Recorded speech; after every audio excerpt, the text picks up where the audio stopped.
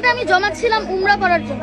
জি, কারণ ওই উমরা আল্লাহ যদি আমাকে তৌফিক দান করে তাহলে আমি ইনশাআল্লাহ আবার যেতে পারবো। কিন্তু ওই মানুষগুলার যদি একবার মৃত্যু হয়ে যায়, কে কে যাবে জান্নাতে, কে যাবে জাহান্নামে, কে হচ্ছে যে কবরে আযাব পাবে, কে শান্তি পাবে, তা তো কেউ বলতে পারে না। আর একটা মানুষের প্রাণ অনেক ভ্যালুয়েবল জিনিস, তার জীবনটা চলে গেলে হয়তো তার পরিবারটাও শেষ হয়ে যেতে পারে। তাই আমি আমার এই টাকাটা তাদের জন্য দিচ্ছি। আজ খুবই আনন্দিত যে সবার জন্য আমি কিছু টাকা ডোনেশন করতে পেরেছি। আমার টাকার অ্যামাউন্ট হচ্ছে 14,500 টাকা।